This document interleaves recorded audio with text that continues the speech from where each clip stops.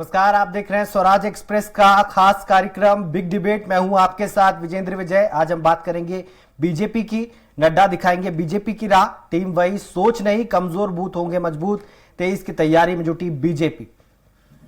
आपको बता दें, बीजेपी आज जो है कार्य समिति की बैठक बीजेपी की हुई है 2 दिन की दिल्ली में, उसमें तमाम फैसले लिए गए हैं, उसको जानेंगे। उससे पहले देखते हैं, आपको बता दें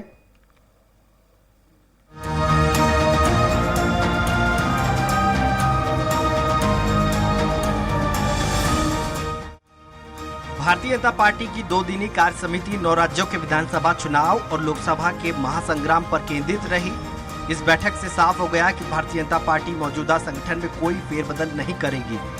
जेपी नड्डा के नेतृत्व वाले मौजूदा संगठन के हाथों में ही चुनावी कमान होगी।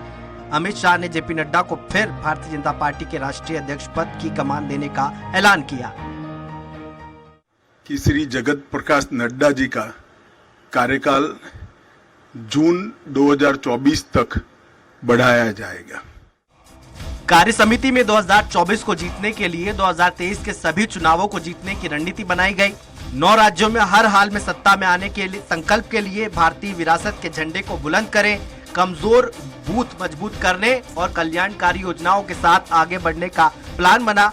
मोदी के भव्य रोड शो ने यह भी साफ कर दिया कि चुनाव राज्य के हो या केंद्र के, चेहरा मोदी ही होंगे। मुझे विश्वास है कि मोदी जी के नेतृत्व में, नड्डा जी के संगठनात्मक नेतृत्व में 19 से भी ज्यादा बड़े बहुमत के साथ भारतीय जनता पार्टी चुन कर आएगी।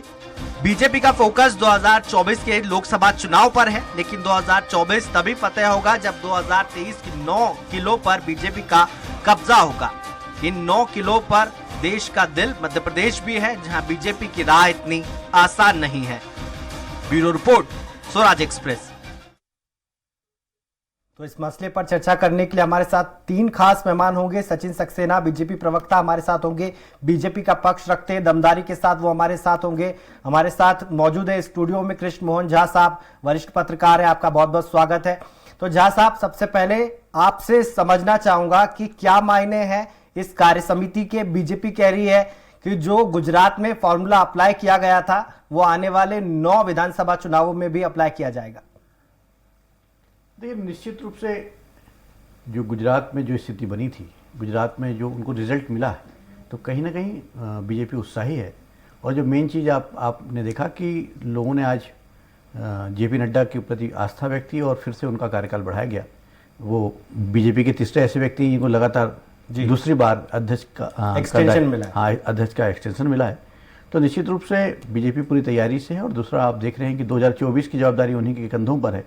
9 राज्यों में जो चुनाव होने हैं वो भी उनको ही देखना है। तो कहीं ना कहीं इन्हीं सब बातों को लेकर के एक रणनीति बनी होगी। और चूंकि आज ये तय हो गया कि राष्ट्रीय अध्यक्ष नड्डा जी ही रहेंगे, अब वो अपनी जो कमेटी बनाएंगे उसमें किस ढंग से फेरबदल करते हैं, 9 राज्यों में उनको क्या लगता है, ये सब चीज़ें क्योंकि उनके जुरिडिक्शन में होगा, सब कुछ उनको तय करना है। झा साहब, आपका लंबा तजुर्बा है, आप आरएसएस के बारे में लिखते रहे हैं, बीजेपी के बारे में लिखते रहे हैं। कैसे देखते हैं, क्योंकि ये एक तरफ देश की सबसे बड़ी पार्टी है बीजेपी, दूसरी तरफ देश की सबसे पुरानी पार्टी है कांग्रेस, और मध्य प्रदेश की बात करें तो इन दोनों के बीच में ही मुकाबला है। ऐसे में किसको एज लगता है आपके हिसाब से? देखिए, निश्चित रूप से जो बीजेपी की बात जो की जाती है, बीजेपी में बहुत अलग ऐसा है कि इसमें एक व्यक्ति निर्णय नहीं करता है। बीजेपी में जो निर्णायक जो स्थितियां होती हैं बहुत सारी चीज़ों से मिलकर के होती है जी। परोक्ष अपरोक्ष रूप से संघ का भी उसमें इंटरफेरेंस रहता है। तो जो एक फीडबैक मिलता है और सामूहिक जो निर्णय होते हैं, तो उन सामूहिक निर्णयों को लेकर काम होता है।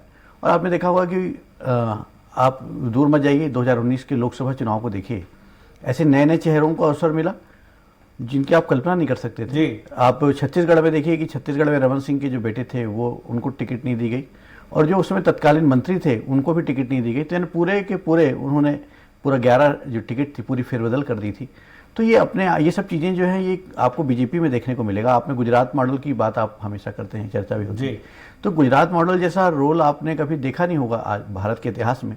ये बीजेपी इतना बड़ा साहस कर सकती है कि पूरे मंत्रियों को अलग करके नए मंत्रियों को ले आए, नया मुख्यमंत्री ले आए और चुनाव में जीत हासिल कर ले। तो इस प्रकार नहीं तो आप देखेंगे बगावत खड़ी हो जाती है। तो इतने सब के बाद भी आपने देखा होगा कि गुजरात में ऐसी कोई बगावत नहीं दिखी, और जो पिछले बार से अधिक सीट लेकर के बीजेपी आई, तो निश्चित रूप से कहीं ना कहीं जो बीजेपी की जो कार्यशैली है वो बिल्कुल डिफरेंट रही है, और यही वजह है कि धीरे धीरे उनका जो आधार है पूरे देश में मजबूत होता जा रहा है और धीरे धीरे कांग्रेस साफ हो रही है। ठीक है, हम रुक करेंगे सचिन सक्सेना जी का, जो कि बीजेपी प्रवक्ता है। सचिन जी, आपका स्वागत है स्वराज एक्सप्रेस पर।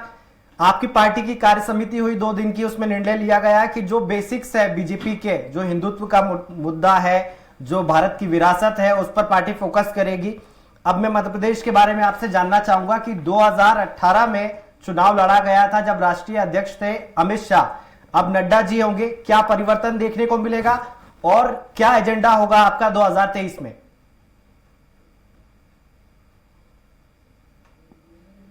बहुत माइनर एक, जिसके कारण भारतीय जनता पार्टी, हालांकि voting share Bharatiya Janata party का ज्यादा था, लेकिन किस कारण से कुछ सीटें कम ज्यादा हो गई थी और भारतीय जनता पार्टी किनारे पर आके रुक गई थी। जनता ने भारतीय जनता पार्टी को नहीं नकारा था। भारतीय जनता पार्टी जो विकास की जो नीतियां थी उस पर जनता ने उस वक्त भी मोहर लगाई थी, क्योंकि vote share Bharatiya Janata party का ज्यादा। रही बात भारतीय जनता पार्टी को चुनाव की दृष्टिगत रखते हुए कोई कार्य करने की, तो ऐसा भारतीय जनता पार्टी में कभी नहीं होता है। भारतीय जनता पार्टी 24 घंटे 365 दिन सक्रिय मोड में रहती है। जो भी कार्य होते हैं, केंद्र सरकार के होते हैं, राज्य सरकार की योजना होती है, उसको धरातल पे हमारा कार्यकर्ता क्रियान्वित करता है उसको। हमने भारतीय जनता पार्टी के जो जिले के प्रभारी हैं, संभाग के प्रभारी हैं, हमारे मंडल के प्रभारी हैं, बूथ के प्रभारी हैं, हमने बूथ स्तर तक भी डिजिटलाइजेशन कर दिया है। वो हमने सब उसको कंप्लीट करके और उसको डिजिटलाइज करके और अपने पन्ना प्रमुख और पेज प्रमुख तक भी हमने तैयार कर रखे। तो भारतीय जनता पार्टी का जो तंत्र जो है, भारतीय जनता पार्टी की संरचना जो है, वो धरातल पे कार्य करने वाली है। इसीलिए भारतीय जनता पार्टी, आप देखते हैं कि एक चुनाव निपटा तो ऐसा नहीं कि हम चुनाव निपट गया तो हम फ्री हो गए, नहीं।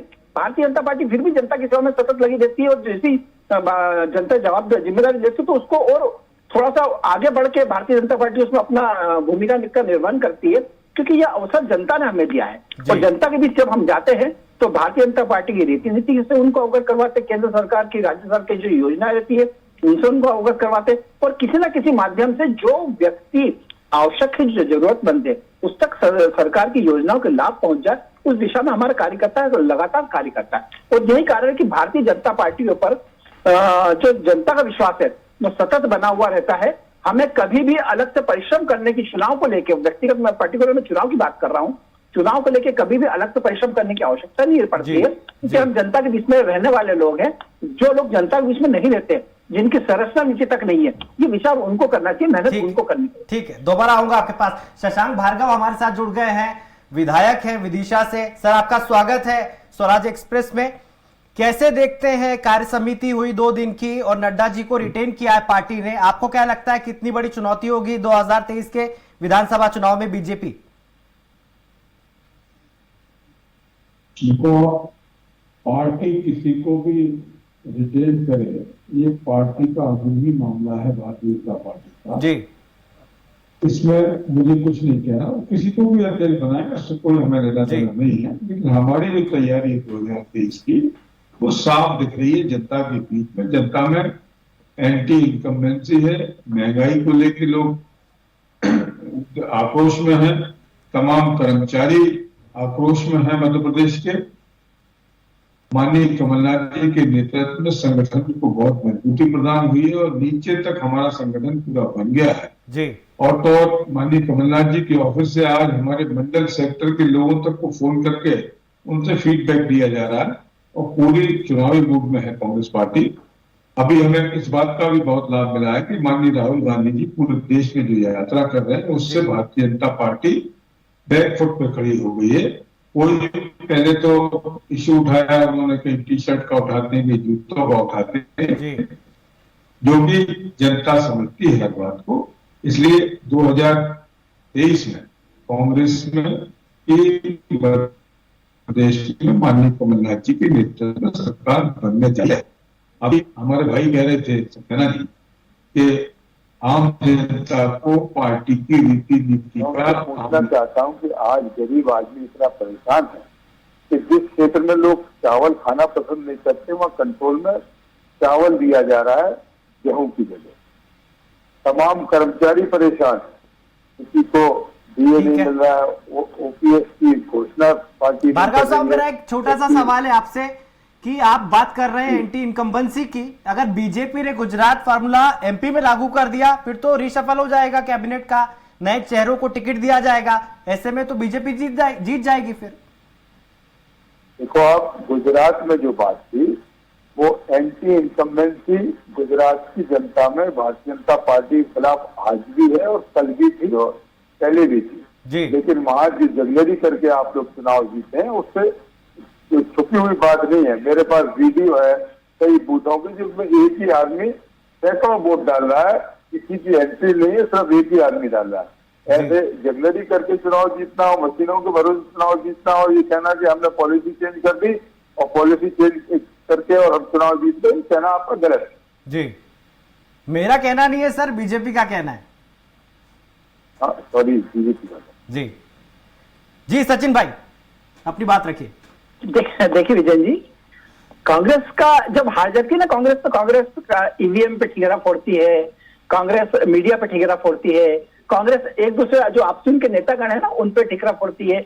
अब वो नया लेकर आए हैं कि एक एक कार्यकर्ता भारतीय जनता पार्टी का अनेक वोट डाल रहा था, इसलिए भाजपा जीत गई। जी, कभी अपने आप को भी देखिए, वीडियो है मेरे पास। अरे शशांक भाई, अपने आप को भी देखिए, अपना भी कहीं ना कहीं आत्ममंथन करिए कि आखिर जनता द्वारा कांग्रेस को लगातार क्यों नकारा जा रहा है, ऐसी क्या कमी कांग्रेस में है जिसको, क्योंकि कांग्रेस की जो अस्वीकार्यता है वो जनता के बीच लगातार बढ़ रही है। कांग्रेस के ऊपर जनता विश्वास नहीं कर रही है। आपको जो 15 महीने की सरकार मध्य प्रदेश में बनी थी, आपको अवसर जो दिया गया था, आपने उस अवसर का भी कहीं ना कहीं जनता को भ्रमित करने का कार्य किया है। जनता से झूठ बोल के आप जनता को भ्रमित करने का कार्य नहीं किया। शशांक भाई मेरी बात हो जाए फिर आप बोल लीजिएगा। जनता को भ्रमित करने का कार्य आपने किया है और यही कारण है कि जब 29 सीटों पर उपचुनाव हुए तो जनता ने भारतीय जनता पार्टी की रीति नीति को चुना था, भारतीय जनता पार्टी की विकास की नीति को चुना था और भारतीय जनता पार्टी को पुनः सत्ता सौंपी थी। उसके बाद जब वापस 4 जगह उपचुनाव हुए तो उसमें 3 सीटों पर भारतीय जनता पार्टी को जनता ने आगे बढ़ा के जिताया था। मेरा ये कहना है कि भारतीय जनता पार्टी में कभी भी, अभी अपने एंटी इनकम्बेंसी की बात चल रही थी, जनता जो है ना, जनता में भारतीय जनता पार्टी का जो कमल निशान है, उस कमल निशान की पेट है, किसी चेहरे की या किसी व्यक्ति की पेट नहीं है, न संगठन में कोई चेहरा या व्यक्ति होता है। हमारा चुनाव चिन्ह जो रहता है वही हमारा सिरमौर होता है और उस चुनाव चिन्ह में जो कमल का निशान है उसी पर जनता का विश्वास है। इसीलिए चेहरा कोई भी हो, उस चुनाव चिन्ह को देख के, उस कमल निशान को देख के जनता वोट देती है कि ये हमारे हितैषी हैं और यही है जो कहीं ना कहीं हमें विकास के नए आयाम गढ़ने में हमारे मदद करेंगे और हमें आगे लेकर जाएंगे। इस मध्य प्रदेश को स्वर्णिम मध्य प्रदेश बनाने का एक छोटा सा सवाल आप इस पे भी जवाब दीजिए कि आपकी पार्टी कहती है कि विकास किया है आपकी पार्टी ने देश में भी प्रदेश में भी, लेकिन जब चुनाव आते हैं तो आप घूम फिर कर हिंदुत्व पर आ जाते हैं। नहीं, देखिए मैं आपको बहुत स्पष्ट इसमें मामले करता हूँ, हिंदुत्व जो है ना वो हमारे रग रग में बसा हुआ है, वो घूम फिर के आ जाने वाला विषय नहीं है। चुनावी हिंदू वो होते हैं जो कहीं ना कहीं हनुमान जी का वो पूजा करते, पोस्टर करते और कहते हैं कि हम प्रचार नहीं करते, तो प्रचार नहीं करते ये कहने के लिए भी प्रचार करते हैं। तो वो जो नजर आते हैं वो सबको समझ में आता है चुनावी हिंदू कौन है, कौन मंदिर चुनाव के समय पे जा जाके अजौरे धोखते हैं और कौन हर हर महादेव के सामने जब नारा लगा दिया जाता है कार्यकर्ताओं द्वारा तो उसको निष्कासित कर दिया जाता है, लेकिन यूं शिव भक्त बनते फिरते हैं।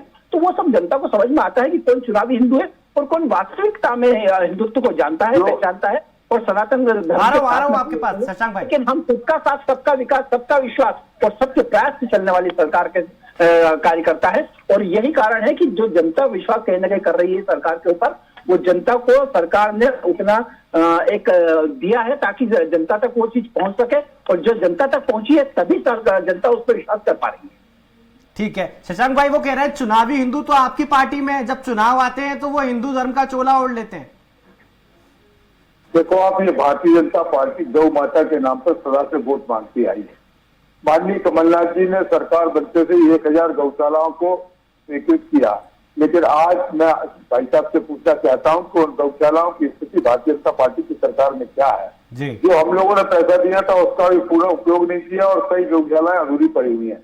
विदिशा में ऐसी कई गौशाला हैं जो अधूरी पड़ी हैं, उसमें गबन हो गया। आपके सरपंच लोगों ने, अधिकारी और नेताओं ने मिलकर उनको बनने से रोक दिया। जो पैसा दिया जाता था गौ माता की सेवा के लिए वो भी आपने पूर्ण नहीं दिया और गौ माता भूखी मर रही है। अभी पिछले 3 दिन पहले की बात है, यहाँ पर एक गौशाला जो सरकार द्वारा चलित है, वहां पर 3 दिन में 32 गायों की मौत हुई। ये इनका हिंदुत्व का चेहरा है। दूसरी बात, 15 महीने की बात आप कर रहे हैं, 15 महीने से आप कंपेयर करें, जितनी आपकी भारतीय जनता पार्टी की सरकार ने 15 साल में योजनाएं लागू नहीं की होंगी, उतनी माननीय कमलनाथ जी ने 15 महीने में से 11 महीने कुल सरकार चली उसमें की। चाहे पेंशन का मुद्दा हो, चाहे पिछवाड़ के लड्डुओं का मुद्दा हो, चाहे बिजली का मुद्दा हो, 100 रुपए में 100 यूनिट बिजली देने का मुद्दा हो, या किसानों को 1500 रुपए प्रति हाथ और लगता था उसे 750 किया। ऐसी तमाम हितग्राही मूलक योजनाएं 15 महीने की सरकार में जो 11 महीने चली उसमें जो किया है वो आप गिना नहीं सकते। दूसरी बात आज जो आप कह रहे हैं, ठीक है, कुटीर की बात करते हैं आप, कुटीर भी 2011 में माननीय प्रधानमंत्री, हमारे पूर्व प्रधानमंत्री मनमोहन सिंह जी ने योजना लागू की थी और ये तय किया था कि प्रत्येक गरीब को घर दिया जाएगा। 2011 के सर्वे के मानते ही आज आप कुटीरें दे रहे हैं। 2019 में जो आवास प्लस में नाम जुड़े गरीबों के, वो भी माननीय कमलनाथ जी की सरकार में जुड़े।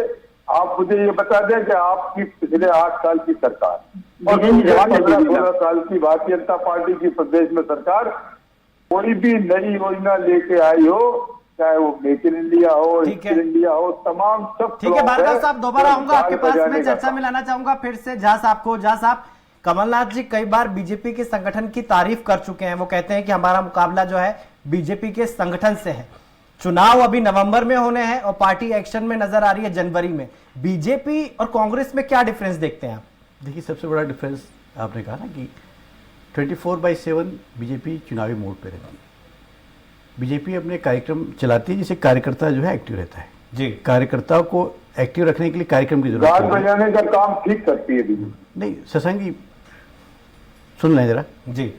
झा साहब, जी, तो क्या है कि कांग्रेस और इसमें दोनों में बहुत बेसिक डिफरेंस है, क्योंकि 24/7 ये काम करते हैं। और मैंने आपसे कहा ना, पहले भी कहा था कि बीजेपी एक वो है, उसके साथ साथ बहुत सारे काम नहीं करते, गाल बजाने का और झूठी घोषणाएं का काम करते हैं। भार्गव जी, झा साहब बोल रहे हैं, वरिष्ठ पत्रकार, उनको बोलने दीजिए सर। कम से कम उनको, वरिष्ठ पत्रकारों को तो बोलने दीजिए साहब। झा साहब बोलिए। तो क्या है कि जिस ढंग से जब कार्यकर्ताओं को आप कार्यक्रम देते हैं और कार्यक्रम के माध्यम से कार्यकर्ता पूरे टाइम एक्टिव रहता है, और यही वजह है कि जब आप चुनाव का समय आता है तो वही कार्यकर्ता आपके लिए काम करता है जी। और आप, मैं कुछ दिनों से देख रहा हूँ कि कांग्रेस ने भी एक काम शुरू किया कमलनाथ जी के माध्यम से, क्योंकि कहीं ना कहीं जब उन्होंने कहा कि बीजेपी के साथ हमारा मुकाबला है, और अभी शशांक जी भी कह रहे थे कि हम लगातार कमलनाथ जी जो है बूथ स्तर पे लोगों से बात कर रहे हैं, तो ये बहुत अच्छी बात है, अच्छे संकेत हैं। प्रदेश में विपक्ष का मजबूत होना बहुत अच्छी बात है। और कांग्रेस यही खामी रही, जब चुनाव आते थे तब वो एक्टिव होती थी, लेकिन इस बार पहली बार कांग्रेस भी पूरी चुनावी मोड में है। लगातार हमने देखा कि नगर निगम चुनाव के समय उनकी सक्रियता रही, पंचायत चुनाव में उनकी सक्रियता रही जी। तो एक इस बार पूरे फाइट के मूड में कांग्रेस बैठी हुई है। और निश्चित रूप से जिस ढंग से राहुल गांधी सड़क पे उतरे और सड़क पे उतर करके पूरा उन्होंने जो भारत जोड़ो यात्रा निकाली है, उससे कार्यकर्ता उत्साही है, उसके मन में उत्साह का संचार हुआ है। एक बात और है कि 2018, चूँकि मैं राजनीतिक विश्लेषक हूँ, राजनीतिक विश्लेषण मैंने बहुत करीब से चुनाव को देखा है, तो मेरा ये मानना है कि जो 2018 में जो कांग्रेस ने जो गेन किया था जी, उसमें सबसे बड़ी सफलता यदि किसी को मैं देता हूँ तो दिग्विजय सिंह की नर्मदा परिक्रमा को देता हूँ। मैंने इस पर बहुत लिखा भी है जी। और जो एक जो राजा का जो तप था, उसने एक कार्यकर्ताओं को जोड़ने का काम किया। उसके बाद फिर जो है दिग्विजय सिंह अपनी यात्रा के बाद कार्यकर्ताओं से सीधा संवाद करने का पहुंच गए थे, लोगों से बात करने पहुंच गए थे, तो कहीं ना कहीं उस बात का बहुत असर पड़ा है।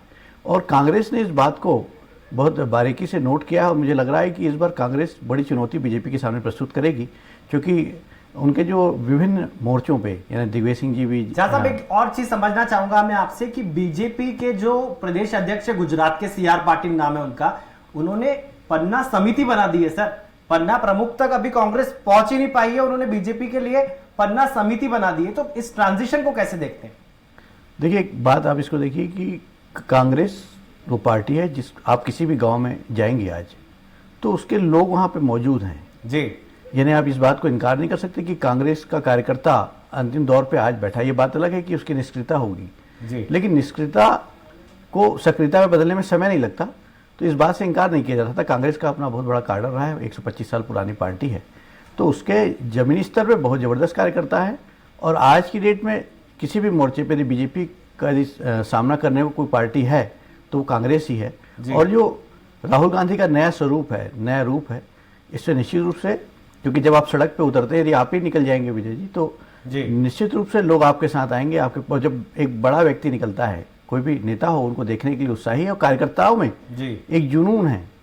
अब वो जुनून देखने को मिल रहा है कहीं ना कहीं। जो नगरीय निकाय चुनाव हैं, वो उसके परिणाम ये बता रहे हैं कि कांग्रेस धीरे धीरे मजबूत होती जा रही है, और उसका श्रेय कहीं ना कहीं दिग्विजय सिंह और कमलनाथ को जाता है। ठीक है सचिन भाई, बीजेपी कह रही है कि हमारे पास तो आइडियोलॉजी है, हमारे पास पार्टी वर्कर है, लेकिन कांग्रेस पार्टी कह रही है हमारे पास राहुल गांधी है, उनकी यात्रा से इतना जनाधार बढ़ रहा है उनकी पार्टी का कि आपकी सारी रणनीति जो है 2023 में और 2024 में हवा हो जाएगी।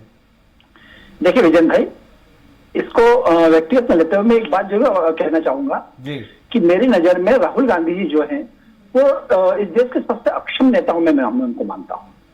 मैं ये इसलिए नहीं बोल रहा कि वो विपक्ष पार्टी के, मैं इसलिए बात कह रहा हूं कि उनके नेतृत्व में 49 चुनाव लड़े गए और 49 चुनाव में 42 जगह कांग्रेस पार्टी को हार मिली है। जी यूपी में 399 सीट पे कांग्रेस खड़ी थी, 403 में से 399 सीट पे कांग्रेस खड़ी होती है।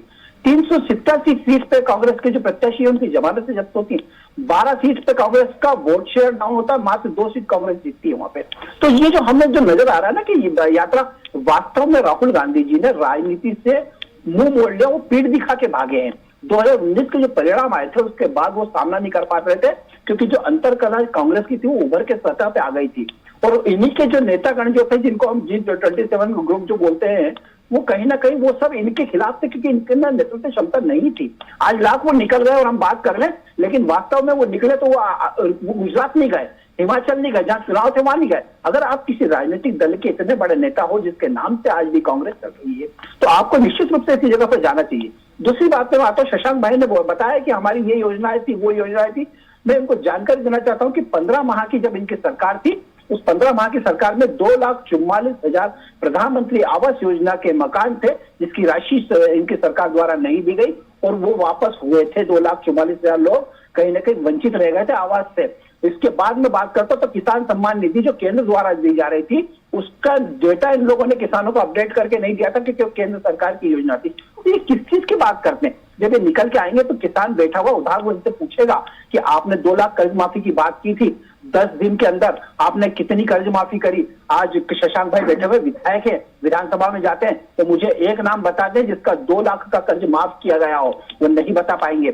जब वहां जाएंगे तो पूछेगा वो बच्चा, जिसको विद्यार्थी पूछेगा, जिसका लैपटॉप देने की आपने बात कही थी और आपने शशांक भाई आपके पास वो बेरोजगार व्यक्ति पूछेगा जिसको आपने 4,000 भत्ता देने की बात कही थी, आप नहीं दे पाए। वो पशुपालक उधार बैठा हुआ है जिसके दूध पे आपने 5 रुपए बोनस देने की बात की थी, आप नहीं दे पाए। तो जो आपने 973 वचन जो दिए थे, वो वास्तव वचन भंग करने का कार्य आपने किया। इसलिए मध्य प्रदेश की जनता और इस देश की जनता कांग्रेस के ऊपर विश्वास नहीं करती है, और यही कारण है कि भारतीय जनता पार्टी की विकास की जो नीतियां है वो आगे चलती है, और कहीं ना कहीं वो विकास की नीतियों पर अगर मोहर लगाने का। सचिन भाई रुक करेंगे शशांक भाई का। शशांक भाई कैसे देखते हैं तमाम आरोप आपकी पार्टी पर लगाए? मेरा एक सवाल है आपसे कि आप लोग बोलते हैं कि एंटी इनकम्बेंसी है, लेकिन आपकी पार्टी भुना नहीं पाती है हर बार। 18 साल से आप प्रयास कर रहे हैं, लेकिन अच्छे से आप भुना नहीं पा रहे।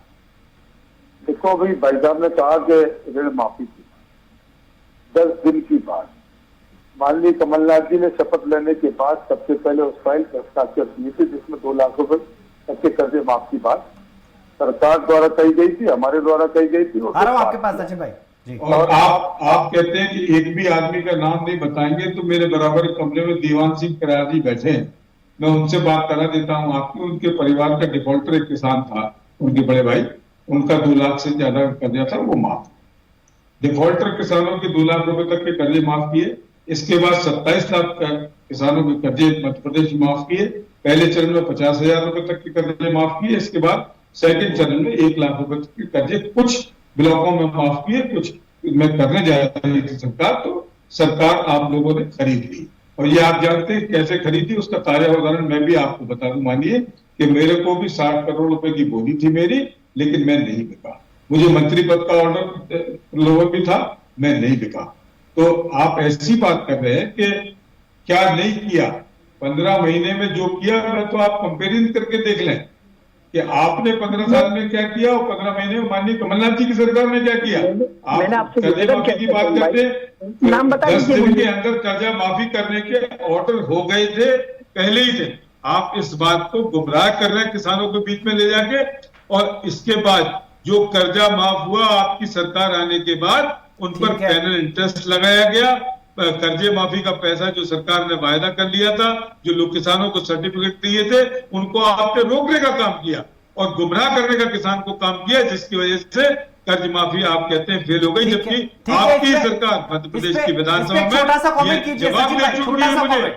ये समय की 26 कमी। लाख समथिंग किसानों का कर्जा माफ हुआ है, उसमें माननीय कमल ठीक है, पटेल शशांक जी भाई। की पत्नी जो कृषि मंत्री है, सचिन भाई, उनका थोड़ा नाम सा से भी कमेंट, कर्जा वक्त की माफ कमी हुआ है। है। माननीय शिवराज जी के भाई का कर्जा माफ हुआ है। कुछ मैंने झूठ 2 लाख बोलने की भी लिमिट हुआ करती है। बता पाए थे। ये बिल्कुल इन्होंने किसानों के लिए कोई कार्य किया तो इन्होंने किसानों को सिर्फ डिफॉल्टर करने का कार्य किया है, जिसका खामियाजा किसान आज तक वो भुगता है। आपकी सरकार ने किया है। ये मैंने कहा ना कि सिर्फ आप गाल बजाने का और झूठ बोलने का काम करते हैं, इसके अलावा भारतीय जनता पार्टी का ठीक है, ठीक कोई है, आप एजेंडा दोनों नहीं है को झूठ बोलते बोलना हुए, झा और साहब, हिंदू मुस्लिम 2023 में करना। कौन से मुद्दे होंगे जो छाए रहेंगे बीजेपी की ओर से और कांग्रेस की ओर से, जिन पर जनता वोट करने मेरे वाली है? भाई मेरी पूरी बात हो जाने दो, मैंने साहब। आपकी बहुत ध्यान से बात सुनी।